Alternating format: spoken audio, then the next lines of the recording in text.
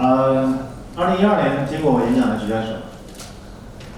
OK， 大概很少。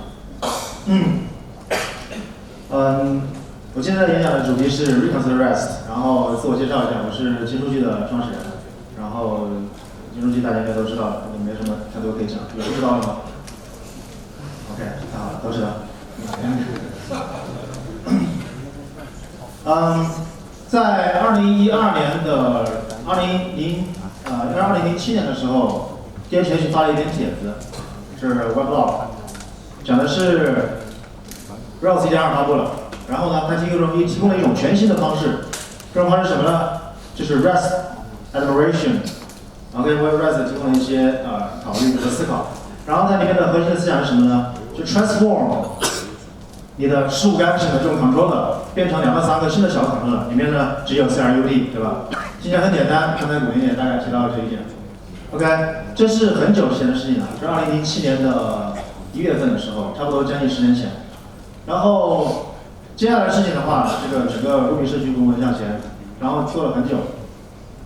然后这个事情呢，在当时来说的话，也有很多人就参考这种方式做了很多事情，比方说我能15分钟做一个 blog， 我能这个24小时上线一个网站，等等等等。他当时所强调的编程模型就是这样子的，非常简单。然后最上面一层是 HTTP 这一层，中间这一层是你的 controller 这一层，最下面这一层是你的数据库这一层。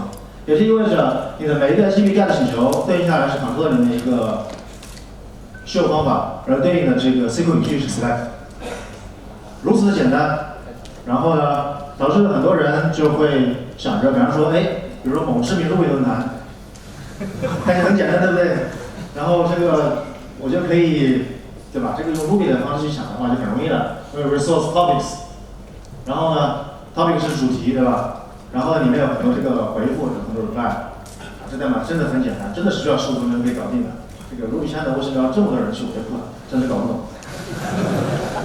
OK， 随着业务的发展，然后我们有了更多的东西，比方说你可以对一个主题进行点赞，可以收藏，然后可以去关注它。于是呢，非常 natural， 非常自然的，于是呢，我想去收藏一个主题的时候，我就 post follow。我想取消这个收藏的时候，就 delete 请求到 unfollow。OK， 听起来也很合理，对不对？然后。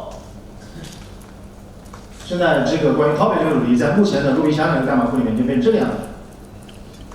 这个样子可能看着大家都觉得还没什么，然后这是因为这是一个比较容易理解的一个领域。提前说明一下，在这个黑证的代码之前，我征询过华盛的同意。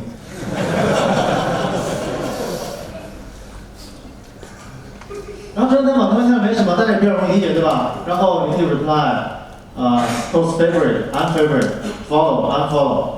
这个 post action 是什么鬼？我待会儿会讲。然后 collection 里面有一个 no reply、popular、excellent、favorite、feed、preview， 这都是什么东西？而且如果这个人我觉得很麻烦的话，那么你再看看这个呢最后的这个 controller， 这个 controller 的话，里面有一大堆的这个各种各样的这个不同种类的东西。如果说这个复杂度让你不够震撼的话，让我们往下走。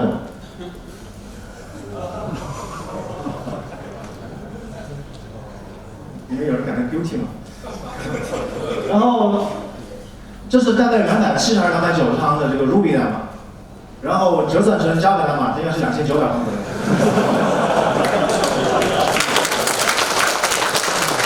我这么说是因为Ruby 的表现力太强了，然后但是人的理解仍然花同样的时间去理解，然后这会带来的很多这个问题。问题是什么？比方说我想去贡献的时候，我很难理解，对吧？很难去上手。这只是简单的一个大家都平常用的论坛而已，它的领域模型已经如此的让人难以费解。然后还来一个测试，事实也是这样子的。我看了一下后面这个测试，基本上跟没测试一样的。然后发个 get 请求访问是200，发个 post 请求访问是200，这个根本没有测任何一个业务逻辑。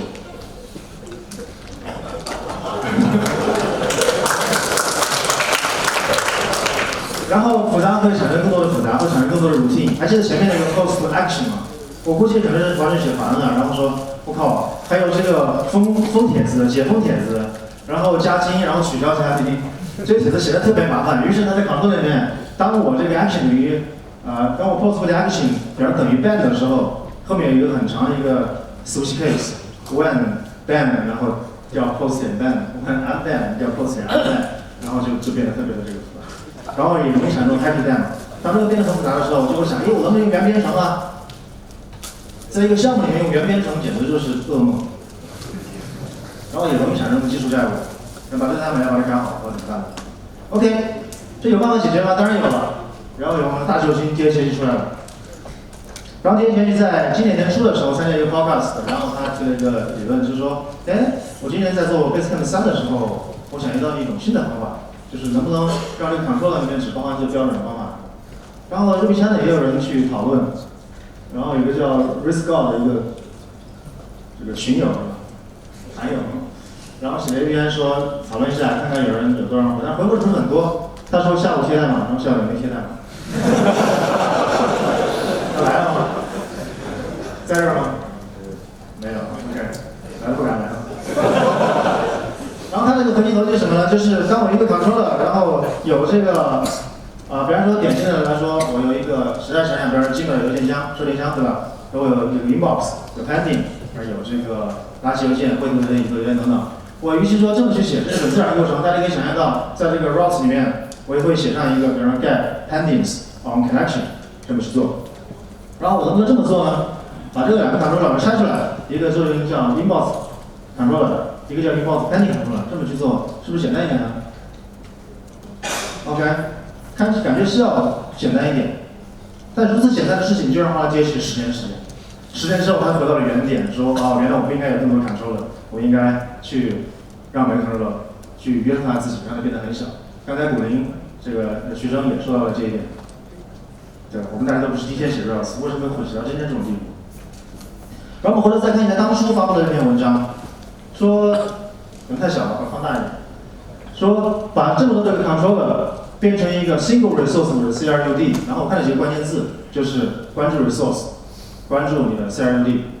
然后呢，我们试一下，来看看把 Ruby 圈的代码把它变得干净一点，变得好一点，让我们重拾 Ruby 程序员的尊严。OK。好，我们再看一眼这样一段代码，然后它有很多东西，对不对？我们再去想的时候，我们首先思考的是 resource， 然后你可以 post 到 favorite，delete favorite， 那是不是我们可以把这个 favorite 当成一个 resource 来去做呢？然后我们可以 post 一个 follow， 我们提了一个 unfollow， 是不是把它变成一个 resource 叫 follower？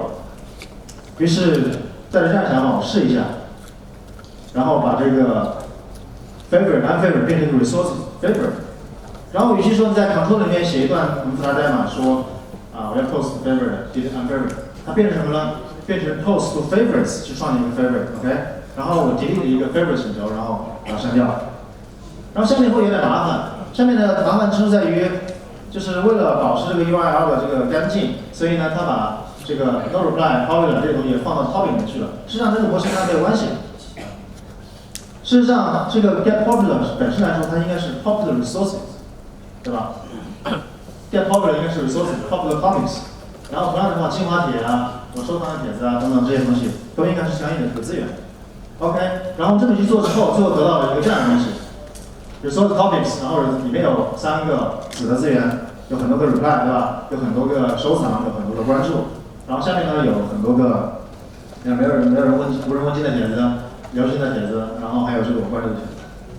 那通过这种方式看，我们把以前很大的200多行的一个 controller， 大家虽然不在电脑跟前，但可以想象得到，变成了一个7个 controller， 每个 controller 里面只有很少的方法。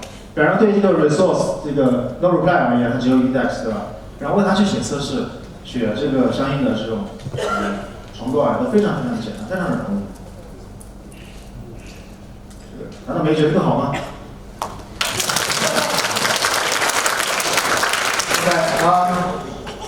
这样得到一点好处就是，让我们是更容易理解。你明显能够感觉得到，就是当我们再去看这段代码的时候，你理解起来，你大脑的负载会比较小的多多，因为你理解的是自然界的这个资源，也更容易测试，这是毋庸置疑的。你写测试更加容易了。你以前的时候面对一个200行、300行、500行的代码去测试，现在的话面对一个5行的代码去测试，不管去准备这个测试环境啊，还是去验证这个交易结果，都非常的轻松，没有什么压力。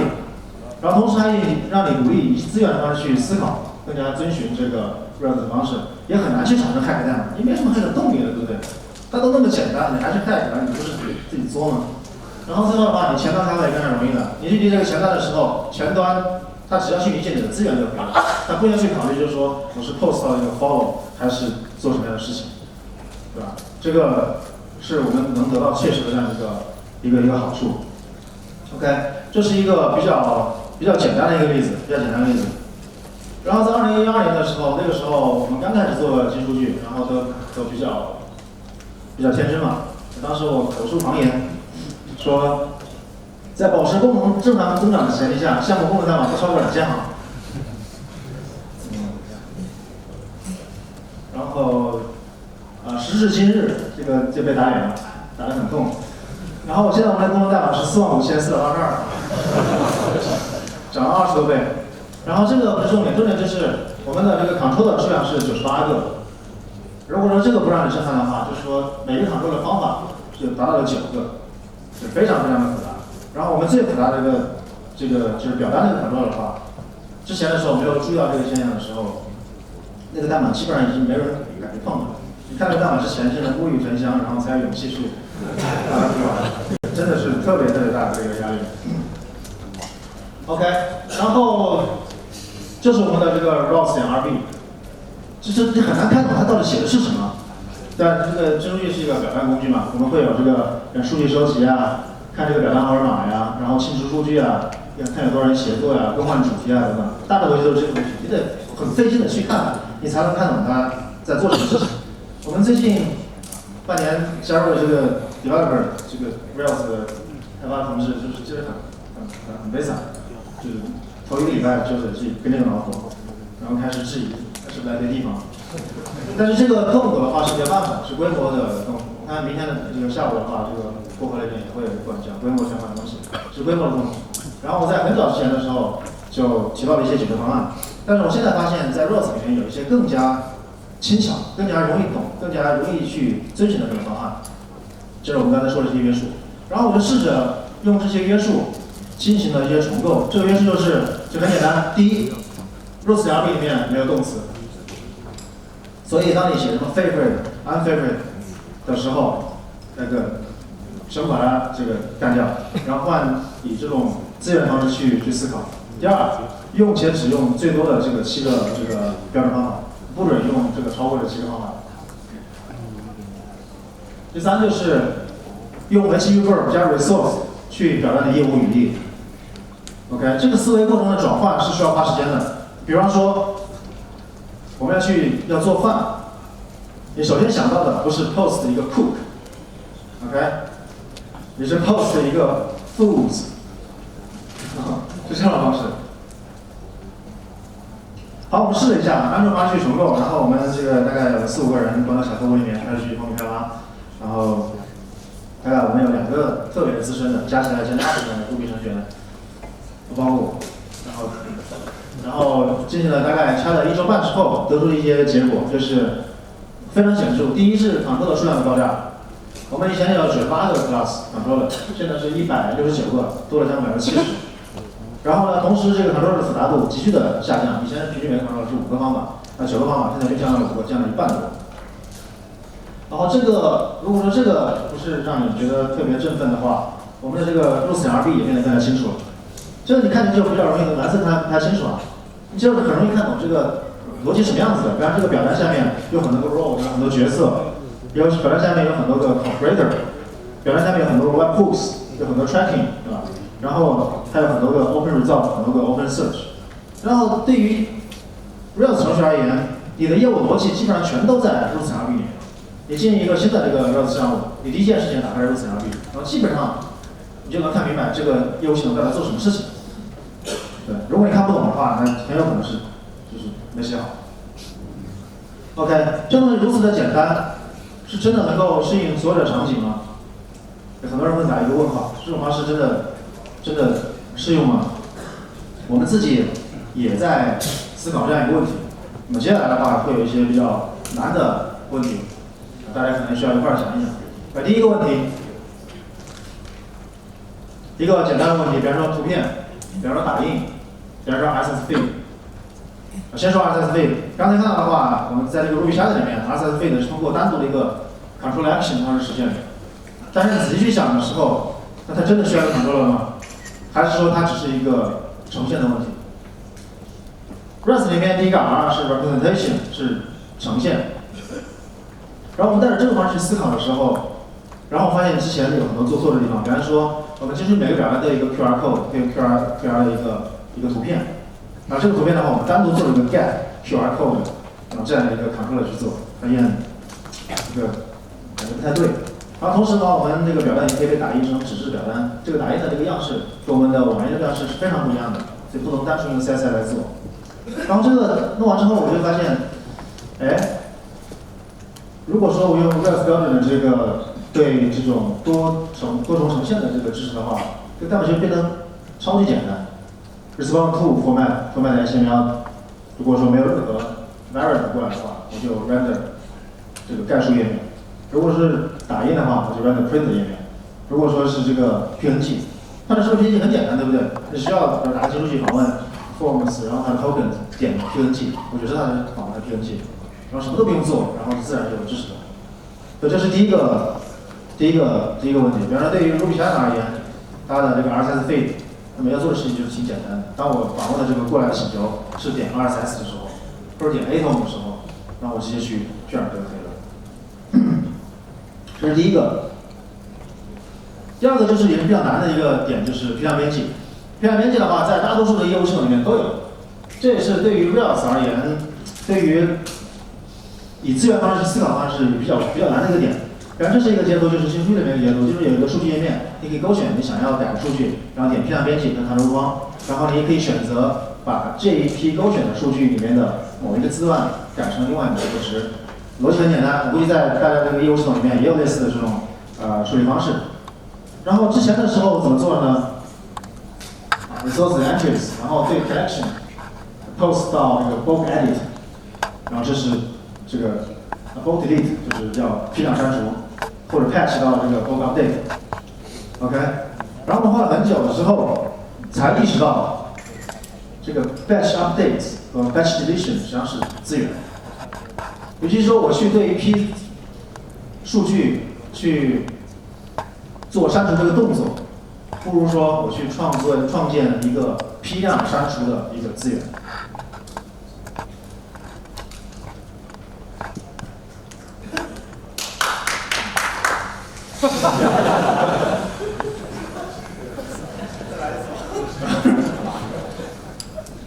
大家可以留着时间想一想，然后想想自己业务过程中这样的一个场景。但是这不是最完美的解决方案，我们承认这不是最完美的解决方案。然后我们团队在讨论的时候，有另外一种方案，就是说我们把选中、把 selection 当成一个资源。你选中1个、2个、3个、4个、5个，我把它当成一个资源叫 selection。然后我对这个 selection 进行 update 的时候，我是对这一批的这个选择进行操作。当我往这个 selection 发一个 delete 请求的时候，我把这一批进行删除，这种方式也是可行的。但是我们这样选择的话，最大的这个思维上挑战在于，就是说，对于这类操作，你能否把这个批量这个动作当做是一个资源去考虑，而不是批量删除当做一个动作去考虑。OK， 这是第二个例子。第三个例子是审批。审批的例子比较难的地方就在于，它需要我们第一次去思考，当一个对象被创建出来的时候，当一个对象它不被创建的时候，你如何造一个新的对象去表达这个语义？比方说你是银行开户，对吧？你要去开户的话，用一般的 Rails 的观点看来的话，你可能认为，我要 create an account 就完事了。但真实世界不是这么运作的。真实世界是你把一堆资料递给银行，银行要审，在它审之前，你的账户是不会被建立的。然后这个时候，我们就必须要对审这个动作进行建模。然后所以，然后我们再举个例子，就是说对于 membership 而言，你要去创建，你不是再去创建一个 membership 这个资源，你首先需要创建一个 membership request。OK， 你现在就会问了，我这个创建 membership request， 我怎么知道我这个能被创建出来呢？那么这就要用到这个 Rust 里面的这个 link 了。比方我先第一个看，比方我们想要去创建一个，比方说这个会员申请，对吧？这时候你不是去创建一个会员，然后把它标记为申请未通过，不是这样的。这时候你是创建一个简单的创建一个申请，这里面一个资源，你 post 它去，然后访问2021 created， 然后呢，告诉你它 location 是在 membership 5块4123，很容易理解对吧？然后呢，接下来你客户端怎么知道我的申请通不通过呢？很简单呀，你往这个 URL 发请求，就 get 这个请求，然后访问给你 set pending， 然后你不断的访问它。由于这个 HTTP 里面 get 请求是无害的，意味着任何时候你访问这个 get， 它都是能够稳定可靠的，给你同样的这个输出。OK， 好不容易有一天你要申请通过了，这时候你再去访问这个 get membership 123的时候，哎，你会发现这 HTTP header 里面多了一个 link。首先你会发现这个 status 是 approve 已经审批通过了，同时在你的 HTTP header 里面多了一个 link， 说这个 memberships 100，然后 relationship membership， 这时候你的程序就知道我该去哪去找我的这个会员信息。当然这不是唯一的处理方式，另外一种方式就是说你可以把这个 membership 的这个 link 直接放到这个返回的 JSON 的 body 里面去，这也是可以的。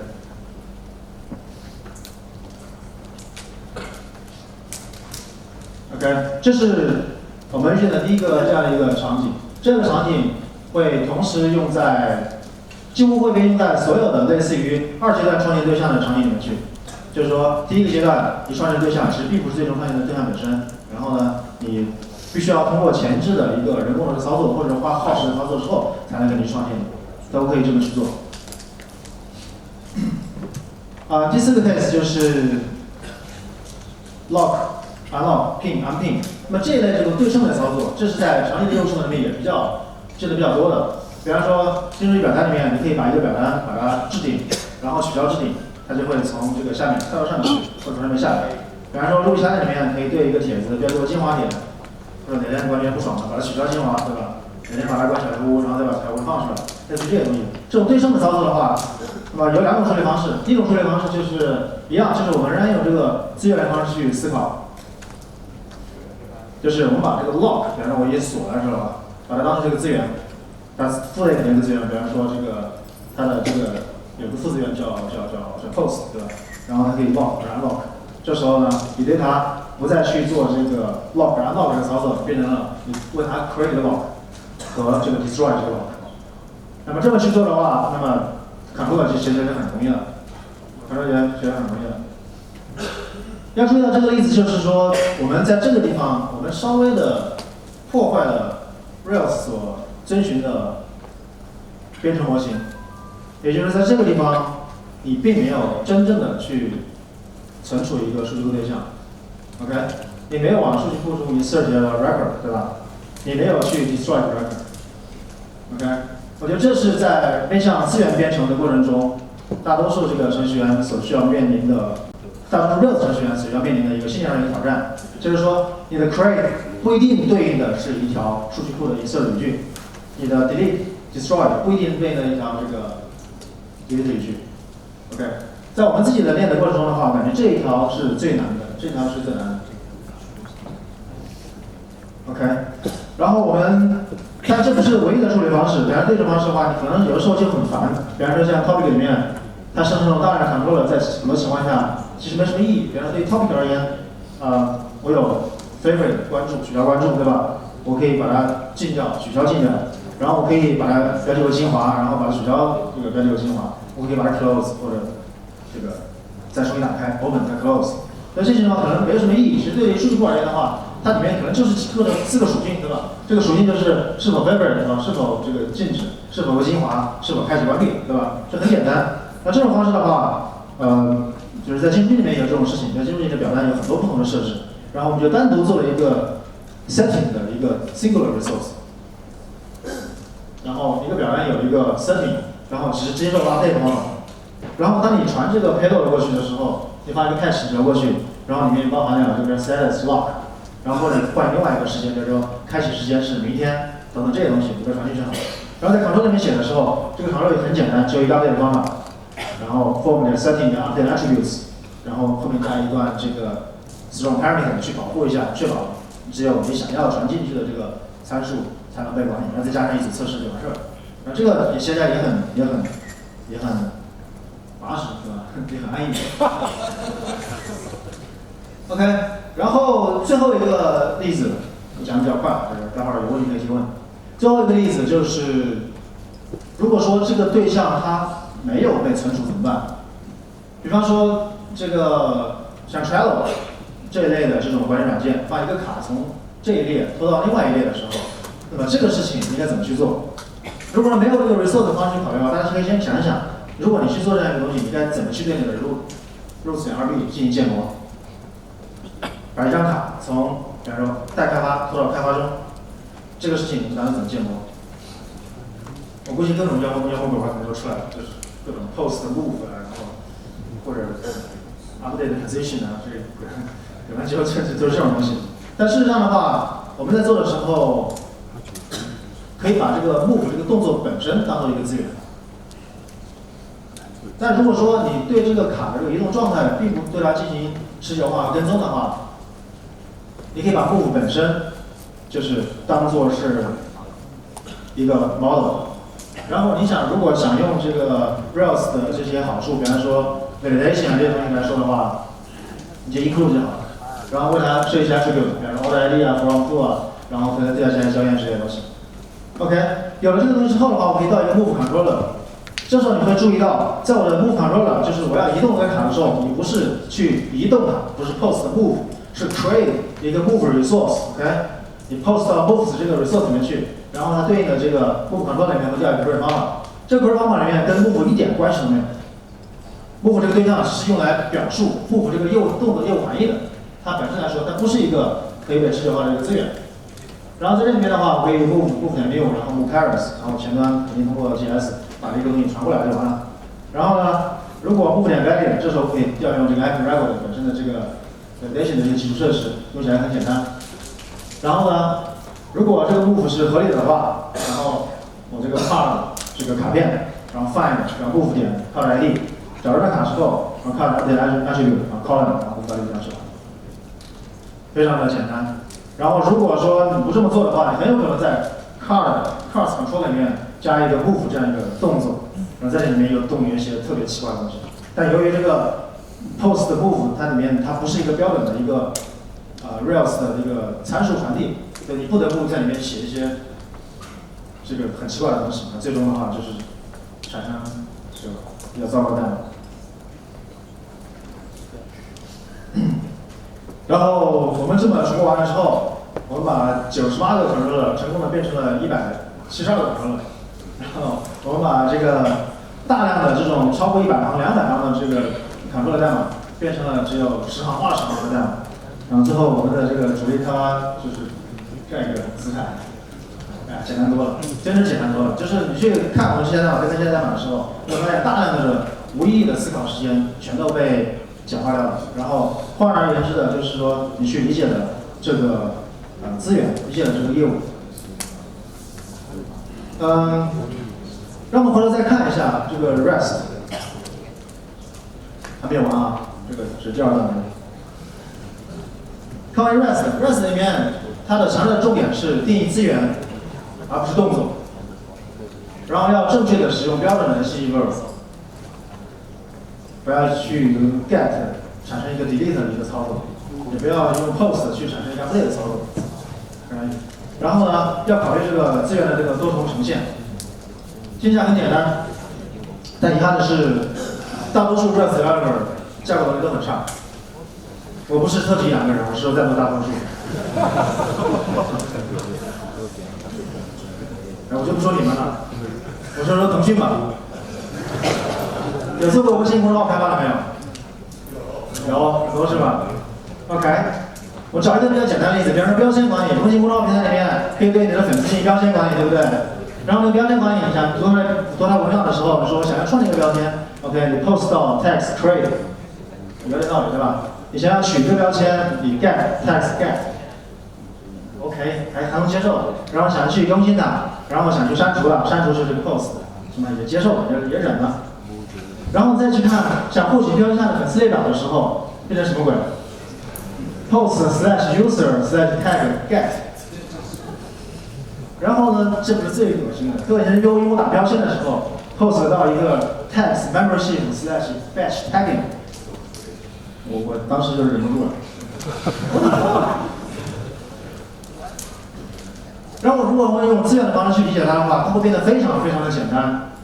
简单到什么程度？你定一个 tag 叫 resource 叫 tags， 对吧？然后里面有个子资源叫 users， 然后你把这个 user 和 tag 之间的这个关联叫 taggings， 完事了，没了。然后你想获得一个 tag 的话，你 get tags， 然后你想创建一个 tag 的话 ，post。你想获得某一个 tag 下面的所有用户的话 ，tags 134/users。然后你想为一组用户打一个标签的话，你 post 到 taggings， 然后把 user 的这个 ID 的数组和 tag 传过去，搞定了。这应该是这么简单的一个事情，就搞不懂他们到底是怎么做的。据说公众号的这个大多数开发都是外包出去的，我估计他们自己做会更糟糕。OK， 反正我每年都会说一下阿里，这次也不例外吧。钉钉的，你看一下钉钉的这个文档，感觉是一家出来的，反正就是你让人家去获得一个部门列表，就是部门管理的部门列表 ，department list， get 是 get 问号 ID 等于2，然后你想 query 它对，最后就是你想删除一个部门的时候 ，get 一个 department delete， 放个动图。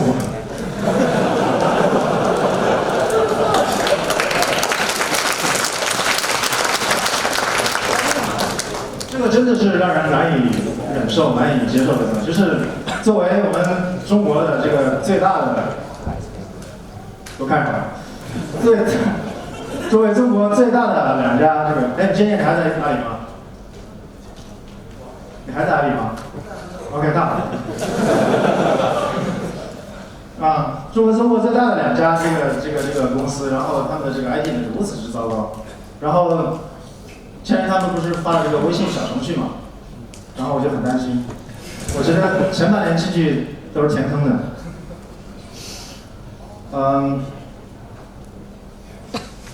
平复一下，架构的意义在于约束，架构的意义在于约束，而不在于灵活。就是有人说啊，热词是好简单呀，这个 Ruby 是好简单呀，各种 open class 你可以随意插，然后把 string 里面加上各种方法，然后自己在这种元面上做各种事情，然后 control 里面写什么都可以，然后 post get 搞不清的时候，我可以有一个 match， 然后把所有人全 match 过去 ，fucking easy， 对吧？但是 no 不是这样的，不是这样的。然后我们看一下一个程序员的唱法。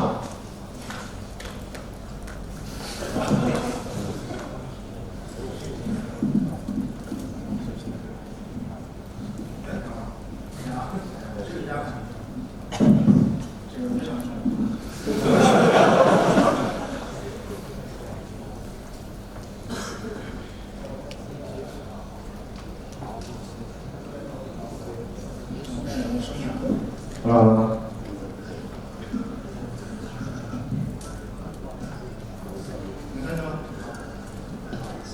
不好意思啊，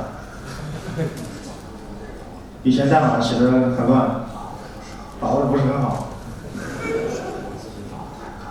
我自己忘带开了，就明白了，没关系，喜欢就放肆。按时去克制。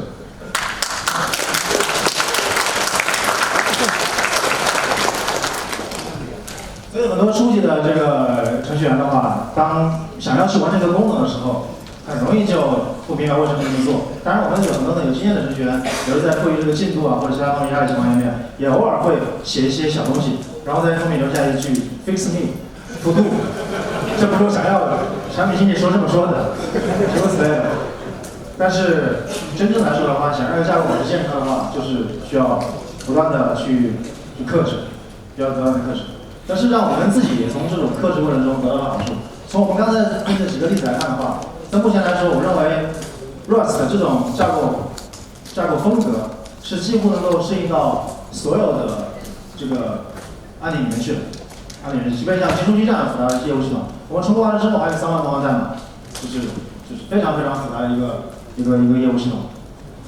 然后回头我们再来看一下这个 Rails 的 Program Model。然后在2007年的时候，这个编程模型被很多人抨击，说你根本就不是 Rails。他们抨击的重点就是说，不一定是一个资源它的这个创建、删除、申请、更新等等，一定要映射到底层的数据库的变动。真实情况也是这样子。就大家在想的时候，要把这两层拆开，就是上面这一层的话，仔细去思考资源对你的业务的意义。然后呢，对于数据的层面，数据库这个层面而言，它不一定是要跟着你的资源去联动的。然后最后来一些这个总结，就是首先我们在论华这个编程的话，你需要去思考资源的含义，而不是动作。Again， 就是你要去做饭，你考虑的不是 host to cook， 也是 resources food。你去谈女朋友的时候，你不是去跟她 chat，OK， 你是 create a relationship。然后思考这个业务含义，而不是数据库表。数据库表不是必须的，数据库表不是必须的。当你这么去想的时候，解开之后，你会有更多的这个思想上的自由。第三就是在 roles 跟 RB 里面不准出现动词。我建议大家在招聘的时候，他们写代码发现出现动词的，一律不要。第四个就是使用标准的 keyword 加 resource 来组装这个业务逻辑。这个发现这种用 get 理由去调 delete 的这种。然后最后一个就是每个 controller 不超过这个7个标准方法。这个大概就是这些吧。谢谢大家。